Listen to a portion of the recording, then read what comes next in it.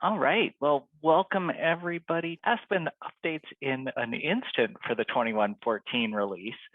We've got some good things for you today. A lot of things aren't really demoable. There's a lot of really cool things that we did on the back end that aren't maybe all that exciting to demo, but are really good things for you and for us. So we'll just kind of go through the release notes here. We've got a bunch of indexing updates. You'll notice a lot of performance updates. So we had some partners that had very large indexes, millions of records, and especially like when pulling all of those records from the ILS, it would take a while. So we've made a bunch of updates to the performance, and with just regular indexing, it's probably 50% faster in some cases. So huge things that just make it easier for us to run some nightly updates, make sure that those are completed off hours. So some really good things there. Overdrive, as Overdrive has kind of grown and changed and supported Advantage and Advantage Plus and that kind of thing. One of the drawbacks has always been that it's been difficult and time consuming to determine when things are deleted. So we went through and optimized how that happens. So right now we're looking for deleted products just once a day. So we're looking at the 8 a.m. hour to see what's been deleted so that the rest of the time, all of those updates are faster. So we've got a couple of partners that have actually like 3 different Overdrive collections integrated into their site.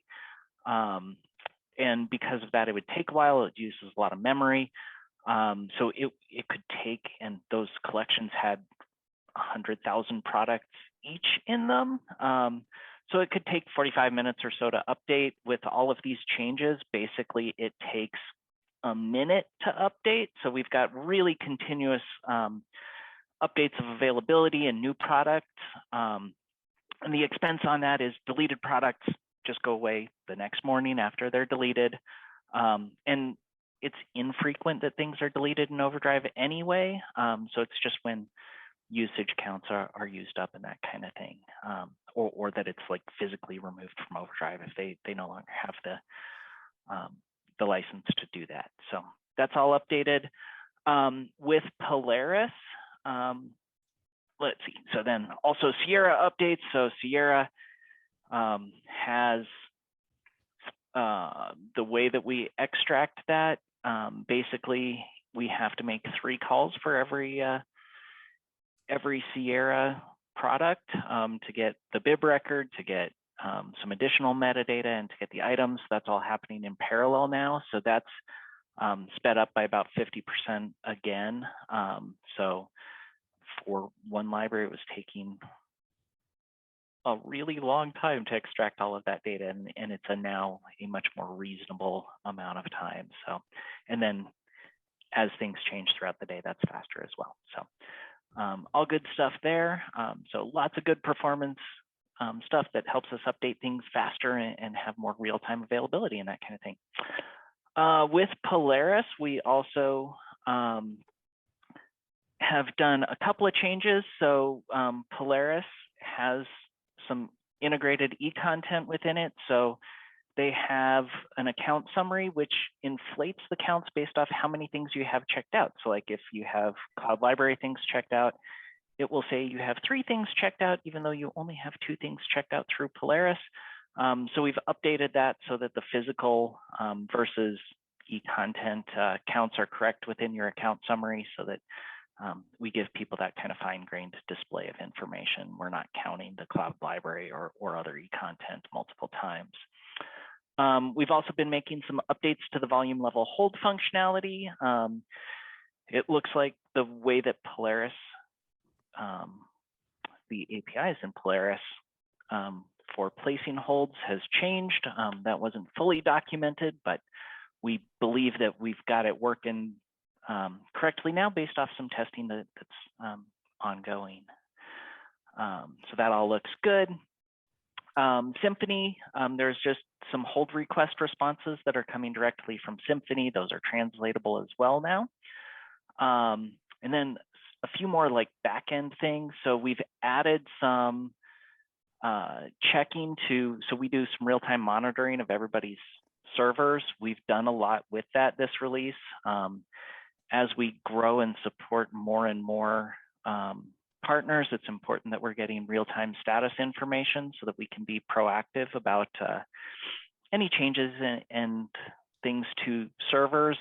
That includes, we can proactively tell when there's bad metadata in a lot of MARC records, so we can really tell what's going on each of your servers and help you to make sure that Aspen is running correctly for your libraries.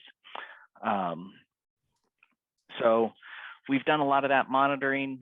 Basically every couple of minutes we get information and we get a Slack channel. It separates out really clearly anything that's critical that we need to jump on right away versus things that we're looking at. So that just helps us support you better as we're supporting more and more libraries. So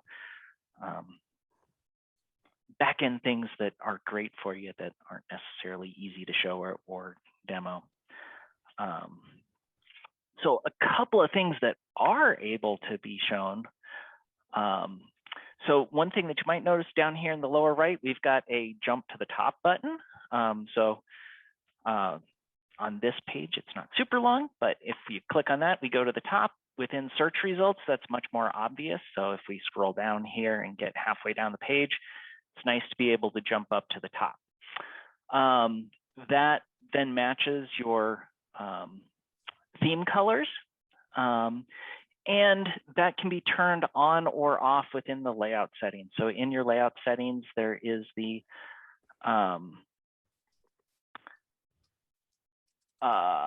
show top of page button. And if that's turned on, it shows. If it's turned off, then we don't get that and it behaves like it did. We're turning it on by default because we think most people like that. We also have here a couple of new options for placards. So whether or not the placard button is shown in the top right corner and whether or not it's shown as the X or close icon. So here we've done a search for family tree and we get ancestry.com. We see up in the top right now, there's the X as the close button, which is just more like the way that people normally show those. If you prefer the older style, you can turn those off and it'll bump back down to the don't show this again. So kind of whatever you want to do. If you've been theming those, we want to make sure that the same ability is there. But we suggest showing that in the top right corner as close icon, just since that's what more patrons are familiar with. One other change that we made for ILS indexing or throughout, we've had some questions about when something is going to trigger a nightly reindex automatically if it's changed. So we added any place that is going to happen, just the text causes nightly reindex. So that's going to just let you know that things are being changed and that they will require that nightly index to take full effect. So like if you changed, hey, what URLs do we want to suppress? Overnight, that's going to happen, and it's automatically going to trigger that reindex for you. So, and you'll see that in library settings, location settings, indexing profiles, that kind of thing. So,